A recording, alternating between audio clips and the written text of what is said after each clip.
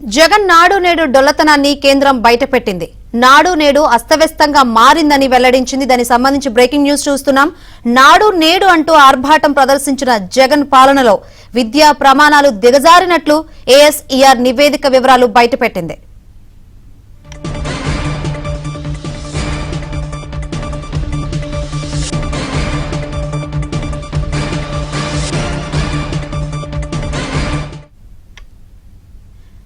జగన్ నాడు నేడు డొల్లతనాన్ని కేంద్రం బయటపెట్టింది. నాడు నేడు అస్తవ్యస్తంగా మారిందని వెల్లడించింది. నాడు నేడు అంటూ ఆర్భాటం ప్రదర్శించిన జగన్ పాలనలో విద్యా ప్రమాణాలు దిగజారినట్లు ఏఎస్ఈఆర్ నివేదిక వివరాలు బయటపెట్టింది.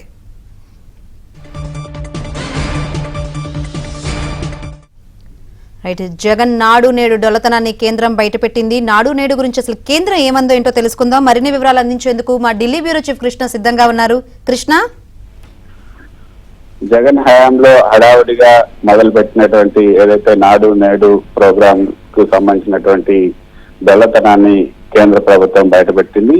కేంద్ర విద్యాశాఖ ఏదైతే annual status of educational report ASER నివేదికను కొద్దిసేపు క్రితం కేంద్ర ప్రభుత్వం విడుదల చేసింది. అందులో చాలా స్పష్టంగా ఏపీకి సంబంధించి నాడు నేడు హయాంలో జరిగినటువంటి అప్పుడు ప్రవేశపెట్టిన తర్వాత జరిగినటువంటి మార్పులేటి విద్యా వ్యవస్థలో ఎంత అధ్వానమైనటువంటి పరిస్థితి నెలకొనుంది అన్న విషయాలన్నిటి కూడా అందులో చాలా స్పష్టంగా పేర్కొన్నారు. 2018 నుంచి 2024 వరకు విద్యా ప్రమాణాలపైన ఈ annual status of educational report విడుదల చేశారు. 2022 నుంచి 2024 మధ్య కాలంలో ఆంధ్రప్రదేశ్ లో విద్యా ప్రమాణాలు అత్యంత దిగజారినట్లుగా ఈ నివేదికలో పేర్కొంది. ముఖ్యంగా గ్రామీణ ప్రాంతాల్లో పిల్లలకు అసలు లెక్కల్లో కూడికలు, తీసివేతలు, సచివేతలు, భాగారాలు కూడా రావటం లేదని కూడా ఈ నివేదికలో పేర్కొనడం జరిగింది. ప్రభుత్వ పాఠశాలలకు వచ్చే 6 నుంచి 14 ఏళ్ల పిల్లలు 2018లో 63.2% ఉంటే 2024 నాటికి అది 61.8% పడిపోయింది. ఇక 15 నుంచి 16 ఏళ్ల పిల్లలు స్కూల్ నమోదు శాతం కూడా 2018లో 9% నుంచి 2024లో 1.3% తగ్గింది. ఇక 3వ తరగతి చదివే పిల్లల్లో 2వ తరగతి టెక్స్ట్ బుక్ చదివే సామర్థ్యం ఉన్నవారు కేవలం 2018లో 22.4% ఉంటే 2022లో 10.4% పడిపోయింది. ఇక 2024లో 15.7% ఈ యొక్క 3వ తరగతి చదివే పిల్లలు 2వ తరగతి టెక్స్ట్ బుక్ చదివే సామర్థ్యం తగ్గిపోవడం అనేది చాలా శోచనీయం అని కూడా పేర్కొంది. 5వ తరగతి చదివే పిల్లల్లో 2వ తరగతి పుస్తకాలు చదివే సామర్థ్యం 2018లో 59.8% ఉంటే 2022లో అది 36.4% పడిపోయింది. ఇక 2024లో అయితే 37.8% ఉన్నట్లుగా ఈ నివేదికలో పేర్కొంది.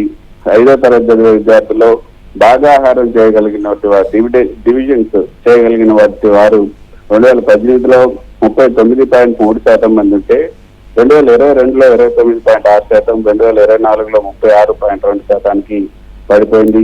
ఇక 8వ తరగతి చదివే విద్యార్థుల్లో కనీసం 2వ తరగతి పుస్తకాలు చదవగలిగే వారు 2018లో 78.2% ఉంటే 2022లో 66.4%, 2024లో 56.2% కూడా పడిపోయిందంటూ ఈ విషయాలను ఈ నివేదికలో బయటపెట్టారు. నాడు నేడు అంటూ ఆర్భాటం చేసినటువంటి జగన్ పాలనలో విద్యా ప్రమాణాలు ఏ మేరకు దిగజారాయో కూడా ఈ యొక్క ఏఎస్ఈఆర్ నివేదికలో బట్టబయలు చేశారు.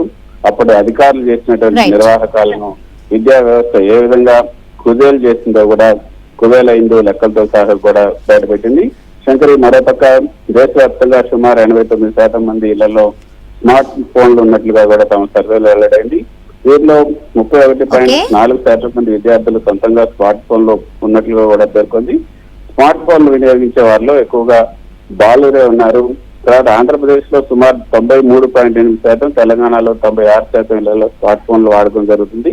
వీరిలో ఏపీలో 88.1%, తెలంగాణలో 92.3% మంది విద్యార్థులు స్మార్ట్ ఫోన్ వాడుతున్నారు.